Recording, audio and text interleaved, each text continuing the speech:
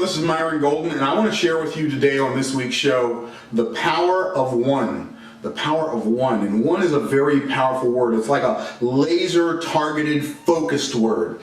And the power of one that we're going to talk to you about is in 3 different areas. Now, I know that sounds interesting. Okay, we're talking about the power of one, but you're going to do 3 different areas. Yes, there are 3 different areas that you need to master the power of one. And I'm going to give you an acronym to start with, and that acronym is S-I-M, SIM.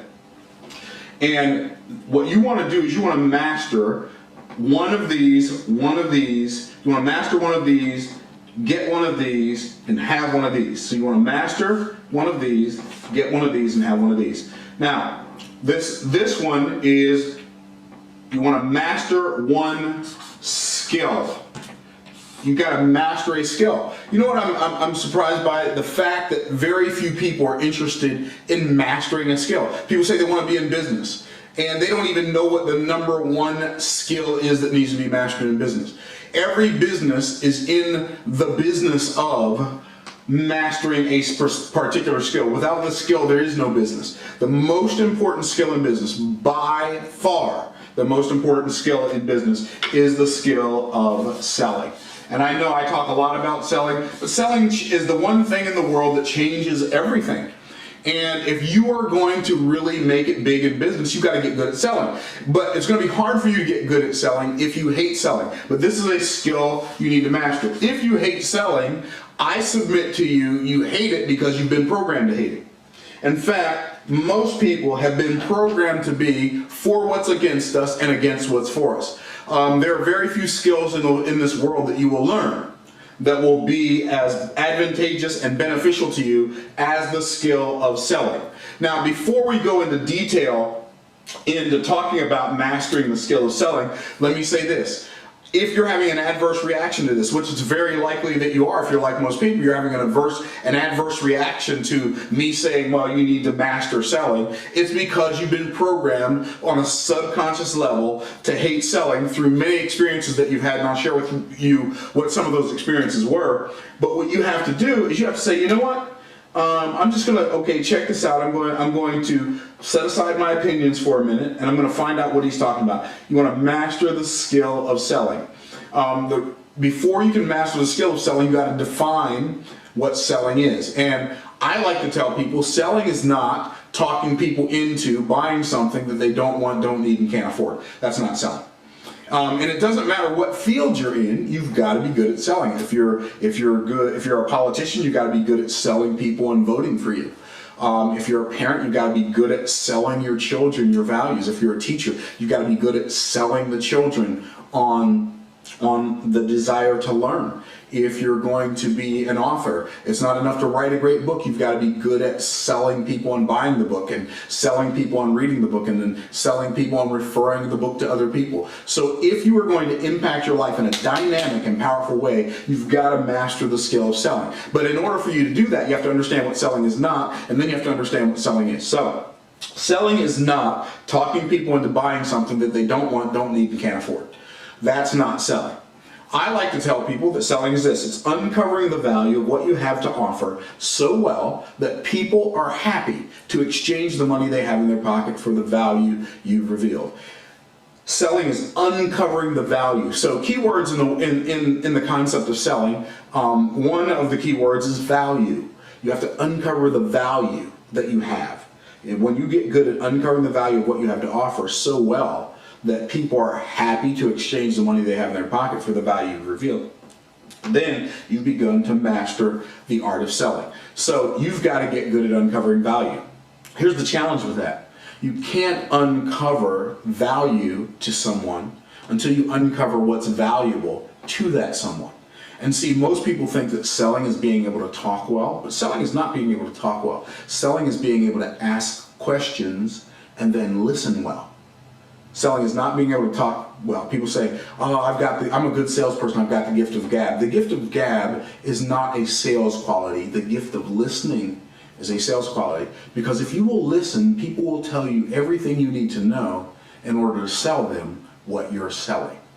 in order to get them to buy what you're selling, people will give you all the information you need. So selling is not talking people into buying what they don't want, don't need, and can't afford. Selling is uncovering the value of what you have to offer so well that people are happy to exchange the money they have in their pocket for the value you've revealed. And I'm going to tell you something, you don't need to learn 75,000 different selling techniques. You don't need to learn all these different tricks. It's not about tricking people into buying something that they don't want. You don't want to trick people. You want to twist people's minds. You want them to be happy to buy it. In fact, I love the word happy. That's another key word in selling, because I believe that salespeople the sales profession is the profession that brings more joy and more happiness into the world than any other profession. And I know that's probably going to shock you. No, not selling. Yes, selling. In fact, I submit to you that that you were very, very happy when you bought your first car or your last car, your first house or your last house. That latest outfit that you bought, I submit to you that you were very happy when you bought that outfit. Even a pair of shoes. It doesn't matter what it is. A golf club, for those of you who are into golf like I am, a pack of golf balls. When we go buy something that we want, it's not even the thing that brings us the joy. It's the fact that we had the ability to go and do that thing for ourselves, or to go and do that thing for somebody else. Think about it. When you go and buy a gift for somebody, that makes you happy, that brings you joy. I believe that salespeople bring joy into the world because people are happy when they go out and buy new things. Now, I'm not saying that money can buy happiness. That's not what I'm saying. And I will teach you in another show down the road how that happiness can actually get you money. But that's a whole nother story. But the fact is, when we buy things, it makes us happy. In fact, most people already have plans for their paycheck next week, next month, next year. You already know the stuff you want to buy. The list of what you want to get that you feel like will make you happy, even though the thing won't make you happy, the ability to get it does bring you some joy. And salespeople make that possible. The other thing that's beautiful about selling is that salespeople make the world go round. The only reason any of us ever have any money in our pocket to do anything we want to do, to buy anything we want to buy, is because somebody somewhere sold something to someone. And you've got to get good at selling. And when you get good at selling, not only will people not resent you for being good at selling to them, but people will love you. They will admire you. They will praise you. Literally, they will speak nothing but good of you if you get good at selling them the things they want.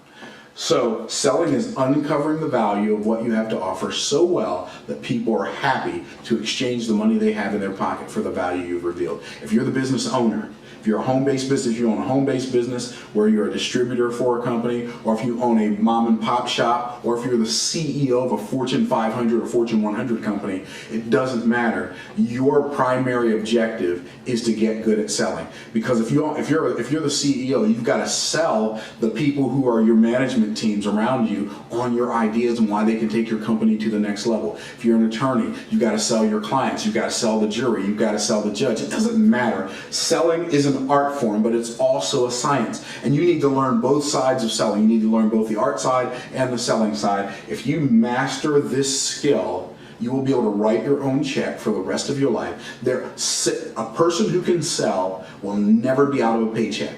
You may be out of a job, and what I mean by that, you may not want a job. You may want to be an entrepreneur, and you may want to go and sell something that you created. But a person who can sell will never be out of a paycheck. So master the skill of selling. On the next segment of this show, you'll see it on YouTube.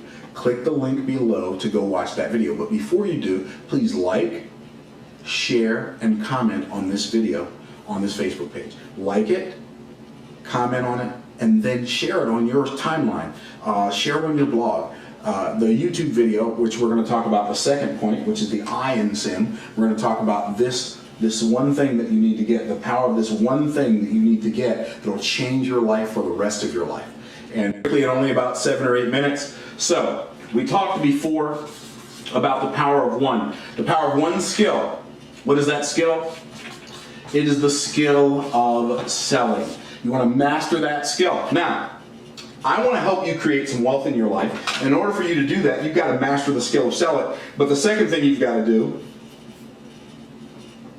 I want to help you create some wealth in your life. And in order to do so, you've got to master the skill of selling. But the second thing you've got to realize is the power of one is not just the power of one skill, but also the power of one idea. The power of one idea. And you are right now one idea away from your next fortune. You are one idea away. And I want you to really wrap your mind around this. It's kind of mind-blowing when you think about it, that we're all, every day of our lives, we're one idea away from our next fortune. And if you've never made a fortune before, you're one idea from your first fortune. Maybe it's one idea for a good book. Maybe it's one idea for a good invention. Maybe it's one idea for a good radio show or television show. Maybe it's one idea for a good information product. Maybe it's one idea for an educational process. It doesn't matter what it is, but right now you are one idea away from your next fortune. And I want you to think about this. There was a time when Steve Jobs was one idea away from Apple. There was a time when Bill Gates was one idea away from Microsoft. There was a time when Sam Walton was one idea away from Walmart. There was a time when Mark Zuckerberg was one idea away from Facebook. And it doesn't matter what line you go down, there was a time when they were one idea away. And the amazing thing about this one idea concept, oftentimes when you get this one idea, you will be the only person it makes sense to initially sometimes. One idea away. There was a time when Mark Victor Hansen and Jack Canfield were one idea away from Chicken Soup for the Soul. When they first came up with the idea, nobody wanted to publish it. And now it's become the best-selling book series in the history of the world. Chicken Soup. Chicken Soup for the Soul. Chicken Soup for the Soldier's Soul. Chicken Soup for the Mother's Soul. Chicken Soup for the Teenage Soul. Chicken Soup for the Grandparent's Soul. Chicken Soup for the Golfer's Soul. Chicken Soup for the Baseball Player's Soul. I'm surprised they didn't do a Chicken Soup for the Chicken Soul. Anyway, my point is, they were one idea away from Chicken Soup. There was a time. You are right now one idea away. Now, the question I've got to ask you is, how long do you want to take before you find that one idea? Do you want to take the rest of your life? Or do you want to find that one idea like in the next year, or next month, or next week, or tomorrow, or even today, in the next hour? How long do you want it to take you to find that one idea? See, what's really amazing to me, I'm amazed by how many people watch football games and golf tournaments and basketball games and baseball games and NASCAR races. And somebody came up with that one idea that drew in millions and millions and hundreds of millions of people, and in some cases billions of people, into an arena to watch them do their thing. And that person one time was just a regular person like you, like me, that was one idea away from NASCAR. One idea away from professional football. One idea away from commercial air travel. One idea away. You're right now one idea away. Now, before I tell you where to find this idea, let me tell you what's going to keep you from this idea. I'm going to tell you the thing that's been blocking this idea your whole life. You've been one idea away from this your whole life, by the way. What's been blocking it? I'll tell you what's been blocking it. Your doubt. Your doubt that great ideas can come to people like you. Your doubt that the ideas that you had are good enough to be somebody else's idea. I'm blown away. I can remember back in the 90s, and I know you're going to think this is odd, and I'm glad I didn't do this because it's not my niche, even though it could have made me a fortune. All fortunes are not my fortune. Just because I could have made it doesn't mean I wanted to. But I can remember when my kids were little kids back in the 90s, I can remember making pita chips, homemade pita chips. I can remember going to the grocery store and buying wheat-flavored pitas, and I can remember mixing olive oil and garlic and Bragg's liquid aminos and onion powder and garlic powder and all these different spices, and putting them in a bowl and then painting it on with a brush and then sticking them in the oven and baking them and taking them out, and they were so good. I remember making pita chips before pita chips were ever packaged and sold, and I remember saying, man, you know what, if I package this, I bet people would buy them. Now, I didn't do it, and I'm not disappointed that I didn't do it because I don't want to be in the food industry. Though I do wish I had created the idea and licensed my recipe to somebody. That would have been a great idea. So, but my point is, your doubt that people like you can come up with ideas that people will buy. You know, I used to be a trash man. And I drove a garbage truck for a living. I made $6.25 an hour as a garbage man, driving a trash truck back and forth to the dump every day. And I got this idea when I became a trainer to write about my experiences. Because here's what's really interesting. I drove a garbage truck in the daytime. You know what I did at night? I sold financial services. I was insurance license and securities license. Securities license, Series 62, 63. I sold mutual funds. I have a license. Now I don't have a license anymore. I'm not an investment advisor. I'm not any of that. But I used to be licensed to sell securities at the same time I drove a garbage truck. So literally, I'd go out and drive a trash truck during the day, come home, take a nap, and I'd go out on appointments at night and sell people insurance policies and mutual funds. You say, Myron, why are you telling me that? Because you'd think that if anybody ever came up with the excuse that people aren't going to want my ideas, it would be a trash man or an ex-trash man. But you know what I did? I took that experience, and by the way, we all have experiences that we can capitalize on and that we can integrate into our ideas. And I used the principles that I learned in the financial services industry and in business to create wealth for myself and my family. And I wrote a book called From the Trash Man to the Cash Man, How Anyone Can Get Rich Starting From Anywhere. Now, I don't have a college degree. I don't have a master's degree in business. I don't have a literary degree. In fact, I might be challenged to pass a 9th grade English test. But I wrote a book. Now, why would I think that somebody would want to read this book? Because I didn't have doubt. I knew my idea was good. And I didn't allow my doubt of my ability to write the book or my doubt of people's desire to buy the book to talk me out of writing the book in the first place. So I wrote this book. We've sold over 140,000 copies of this book, From the Trash Man to the Cash Man. It is an incredibly good read. I'm not saying that because I wrote the book. I'm just saying I didn't allow my doubts to talk me out of my ideas. One of the reasons most people don't get ahead is because their doubts talk them out of their ideas. William Shakespeare said it best. He said, our doubts are traitors and make us lose the good we oft might win by fearing to attempt. Stop being afraid. You've got to go find that idea. Now, real quickly before we end this segment of the show, I want to share this with you.